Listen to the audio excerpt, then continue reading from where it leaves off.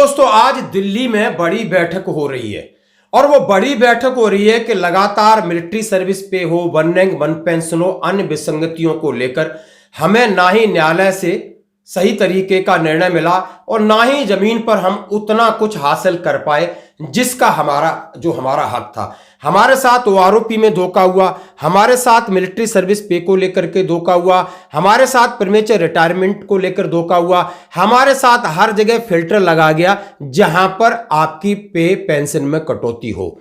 और जीता जागता उदाहरण आपने 8वें वेतन आयोग में देखा होगा और वो फिटमेंट फैक्टर है। तो दोस्तों सबसे पहले मैं बात करूंगा, सेना अध्यक्ष ने सीधा सरकार को चेतावनी दी है कि नहीं, कि सैनिक की जो वैल्यू है, सैनिक जो काम कर रहा है वो आप अलग से असेसमेंट करिए। इससे पहले आज एक चिंतन बैठक हो रही है और ये कोऑर्डिनेट कर रहे हैं वॉइस ऑफ एक्स सर्विसमैन के वीर बहादुर सिंह जी। जय हिंद। मैं Veer Bahadur Singh, national coordinator voice of ex serviceman society and chairman united front of ex serviceman. एक बार पुनः मैं देश के सभी पूर्व सैनिक संगठन जो जेसीओ एजेंसियों अदर्स रैंक की लड़ाई लड़ रहे हैं उनसे निवेदन है कि 9 मार्च 2025 को समय सुबह 11 बजे, स्थान राजेंद्र भवन, आईटीओ नई दिल्ली, ये दीनदयाल उपाध्याय मार्ग पर स्थित है और मेट्रो से कनेक्टेड है, मेट्रो से वॉकिंग डिस्टेंस पे है। वहाँ बुलाए गए चिंतन बैठक में भाग लें और अपने विचार प्रकट करें।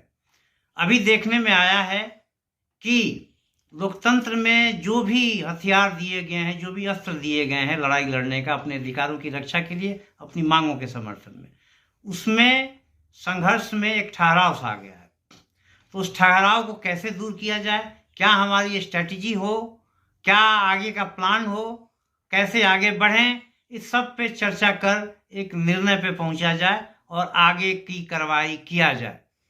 फिर एक बार अपील कर रहा हूं सभी इस देश के पूर्व सैनिकों के कि कृपया 9 मार्च 2025 को राजेंद्र भवन, दीनदयाल उपाध्याय मार्ग, आईटीओ नई दिल्ली पहुंचने का कष्ट करें। उन्होंने कहा अब लोकतंत्र में बहुत सारे ऑप्शन हैं, बहुत सारे हथियार हैं, अब हमें जमीन पर उतरना पड़ेगा, आगे और क्या करना पड़ेगा। उन्होंने एक चिंतन बैठक का आयोजन किया है और जो कि आज दोपहर 11 बजे से शुरू होगी, राजेंद्र भवन, आईटीओ नई दिल्ली। उन्होंने सभी देश के जितने पूर्व सैनिक संगठनों के पदाधिकारी उनको आमंत्रित किया है। जैसा कि 20 फरवरी 2025 को जंतर मंतर पर सबका सैनिक संघर्ष कमेटी ने बिगुल बजा दिया था, बोला नहीं अब हम लगातार और वो अपनी पूरी कोशिश कर रहे हैं। हमें मेमोरेंडम दिया, मेमोरेंडम में हमने लिखा कि जो अधिकारी है उनको वन रैंक वन पेंशन मिलना ही नहीं चाहिए, उसके वो लाइबल ही नहीं है, क्योंकि जो पैरामिलिट्री फोर्स, ये अगर अधिकारी 58 साल में आते हैं तो पैरामिलिट्री फोर्स को मिलना चाहिए।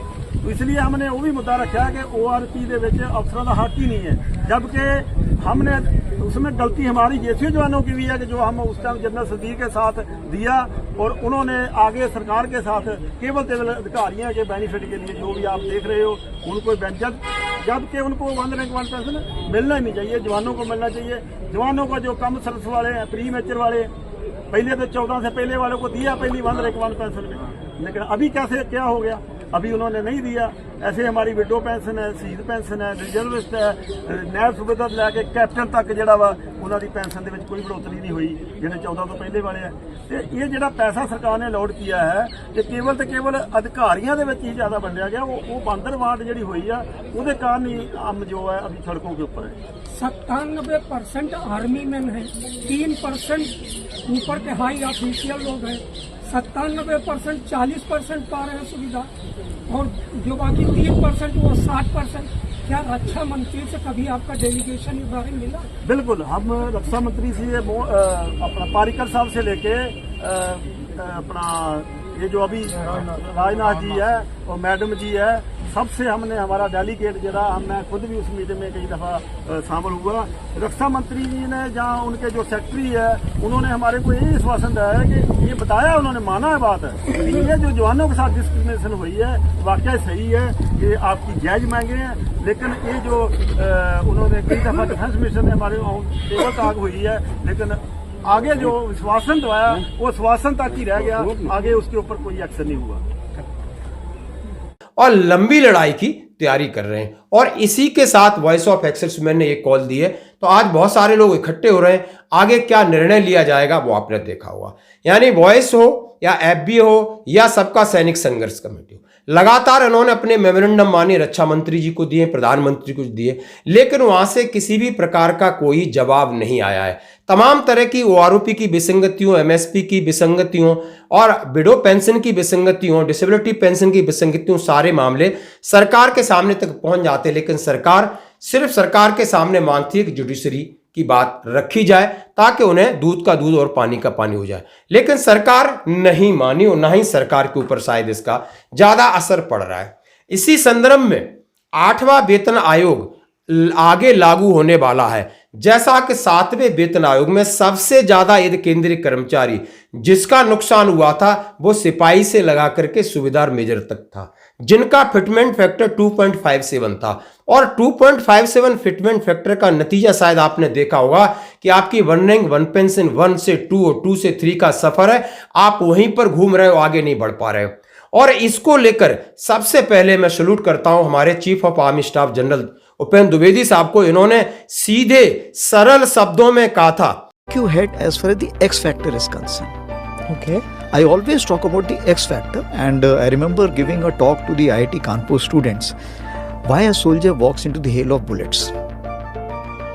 And this is what is the X factor all about. So any pay commission, when it comes up, we always request that pay commission please take care of the X factor, because that soldier voluntarily walks through the hail of bullets. And that is what, till the time you have agreed and understood, and you give him some kind of a compensation. It's not a compensation. It is the national the recognition of the nation towards the sacrifice of the soldier, which is ready to do from day one. That his family will be taken care of when he walks into that hail of bullets. वो burden नहीं है to think कि मेरे बाद क्या होगा. वो भी है, and when he's alive also, to keep him motivated. Look, we recognize your services. That's why this X factor is always. सीधे सरल शब्दों में उन्होंने एक इंटरव्यू में, आप एएनआई के इंटरव्यू में सीधा सीधा कहा है कि उन्होंने बोला हम आईआईटी कानपुर गए, हमने सीधा कहा है कि यानी जो सोल्जर होता है वो बुलेट को हेल करता है, फेस करता है, यानी गोली को फेस करता है, और उसको ये पता है कि मैं गोली के सामने हूं, मैं कभी भी मेरे प्राण जा सकते हैं, फिर भी वो परवाह नहीं करता अपने प्राणों की, क्योंकि वो जानता है कि उसके पीछे सरकार है, उसके पीछे वो समाज है कि ताकि वो नैतिक और सामाजिक और पारिवारिक जिम्मेदारियों में उसकी मदद करेगी। लेकिन ऐसा नहीं हो सकता।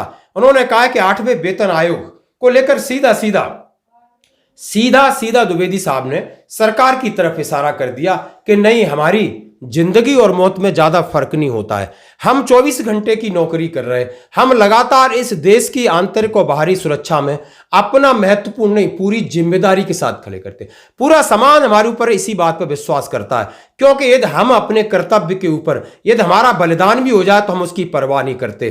फिर ये पैसा क्या बड़ी चीज है, 8वां वेतन क्या बड़ी चीज है, यानी पे और पेंशन की बात कहां है। उन्होंने कहा है हमारे लिए अलग आयोग हो, हमारे काम को अलग तरीके से उसको एनालिसिस किया जाए और हमें वो दिया जाए जिसके हम हकदार हैं। आप ये इंटरव्यू फिर देख सकते हो। जनरल द्विवेदी साहब ने बहुत सटीक बोला है, पहली बार किसी जनरल साहब ने इस तरीके से बोला है कि ये सारी चीजें हमारे लिए, हमारी सेवा के लिए, हमारी सर्विस के लिए, नेशन फर्स्ट के लिए हम अपनी प्राणों की आहुति देते हैं, ये बहुत छोटी चीज है दोस्तों।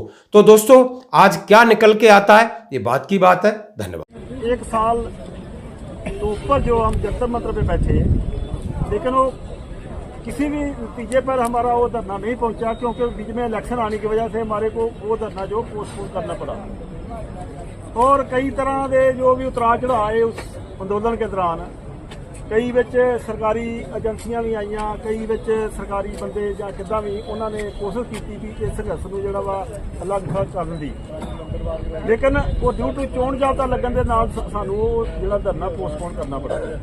और कंटिन्यू धरना प्रदर्शन की जिहड़ी सहमति मिली सी पूरे देश की एजेंसी जवान संस्था वालों, अभी भी आज की जो मीटिंग है इसमें भी हम जितने भी हमारे जथेबंदियां आई हैं, हरियाणा से, उत्तराखंड से, यूपी से, बिहार से, कुछ लोग चल गए ने, वैसे उन्होंने ट्रेना वगैरह ने, जितने भी अहुदेदार आए आ उन्होंने सानू साबका सैनिक संघर्ष कमेटी नू असी अपील की थी कि कोई भी संस्था आगे लगो, अभी भी आगे लगो, अभी हम रिटर्न में एफिडेविट लिख के देने को तैयार हैं। तो लेकिन जितनी भी जथेबंदियां के अहदेदार आए हैं उन्होंने साबका सैनिक संघर्ष कमेटी के ऊपर ही विश्वास जताया है। हम उनका इसलिए हमारे समर्थन के लिए तहे दिल से धन्यवाद करते हैं। जो संस्था नहीं भी आई हैं, अगे जो भी प्रोग्राम सहमति से लिखा जाएगा वो जल्दी ही आप ਤੁਹਾਨੂੰ ਦੱਸ ਦਿੱਤਾ जाएगा। जल्दी एक महीने के विच कोई बहुत बड़ा एक्शन करेंगे। पहले स्टेट वाइज हम एक्शन करेंगे, उसके बाद नेशनल लेवल पे दूजियां जथेबंदियां की सहमति के नाल अगला प्रोग्राम जोड़ा। बातें क्या कुछ रखी हैं आप लोगों ने अपने मेमोरेंडम में? मुख्य बातें तो मैडम यही है कि जो ORP ਦੇ ਵਧੀਕੀਆਂ ਹੋਈਆਂ ਨੇ ਸਾਡੀ ਜਿਹੜੀ शहीद जिदा कि हमारे जनरल सेक्रेटरी ने बताया है अपने भाषण के विच कि सब तो ज्यादा जो नुकसान है हमारे जो शहीद परिवार है, जो शहीद होते हैं जितने भी कारगिल में यंग एज में शहीद हुए हैं, 2, 4, 5 साल सर्विस, 10 साल की सर्विस तक जितने भी हमारे जवान शहीद हुए हैं उनकी पेंशन में 1 पैसा भी बढ़ोतरी नहीं हुई। रिजर्विस्ट की पेंशन में बढ़ोतरी नहीं हुई, JCO की पेंशन में बढ़ोतरी नहीं हुई, जो 14 से पहले आए हुए हैं वो अभी भी उनकी जो है कोई 1 पैसा नहीं बढ़ा। उसके बाद रिजर्विस्ट में नहीं हुई। जो हमारे विडो बहना ने जो लिबरल आई फैमिली पेंशन ले रहे शहीद परिवार, उनकी पेंशन भी नहीं हुई। लेकिन ये जो सरकार ने दिया है पैसा, मानते हैं सरकार ने जो फंड अलॉट किए उसकी बंदरबाट हुई है, इसलिए हमारे JCO जवानों के बीच में बहुत रोष है। अभी दोबारा से हम संघर्ष कमेटी के ऊपर जितनी भी जथेबंदियां ने दे दिया उन्होंने विश्वास जताया और हमारे को आगे चलने की जो उन्होंने हमारे को आश्वासन दिया उसके लिए धन्यवाद करते हैं। वन रैंक वन पेंशन कितनी बार अब तक मेमोरेंडम दे चुके हैं? 1 रैंक 1 पेंशन तो 15 से 14 से चल रहा है, जब जनरल संदीप यूनाइटेड फ्रंट में जहां बैठे थे। लेकिन उस टाइम हम अधिकारियों के ऊपर विश्वास किया, ज्यादा संख्या उनके पीछे थी, हम लाखों की संख्या में, और उन्होंने अधिकारियों ने हमारे साथ विश्वासघात किया। जबकि उस टाइम हमारी जवानों की यूनियन भी अलग बैठी थी, लेकिन ज्यादातर जो जवान है वो अधिकारियों के पीछे था। अभी ये हमने निर्णय लिया कि अभी जो भी हमने संघर्ष करना है अपनी हकी मंगा वास्ते आप अपने बलबूते ते करना चाहिए। जो है अधिकारियों के साथ उन्होंने हमारा पहले से शोषण किया है, चाहे इंडियन नेशनल लीग हो, इंडियन नेशनल मूवमेंट हो, जिन्हें भी संघर्ष हुए अधिकारियों की रहनुमाई के हेतु हुए। अभी आगे से हम JCO जवानों की संस्था जो उनका साथ लेके हम सरकार तक आज मेमोरेंडम पहुंचाया है। उसके बाद अगला प्रोग्राम मैं पहले बताया जल्दी ही जड़ा ORP 3 की बात हो रही है। बहुत सारे आरोप सरकार पर लग रहे हैं कि उन्होंने बहुत सारे चीजों को एक्सक्लूड कर दिया, जवानों को एक्सक्लूड कर दिया। वो चाहे प्री मैच्योर रिटायरमेंट वाली बात हो, बहुत सारी ऐसी है कि जवानों की संख्या कम होती जा रही है, या जो आपके जो ORP जो रेंज था जितना कवर करता था उससे वो कम होता जा रहा है, और इसमें अफसरों के साथ ऐसा नहीं है। उस पर क्या कहेंगे?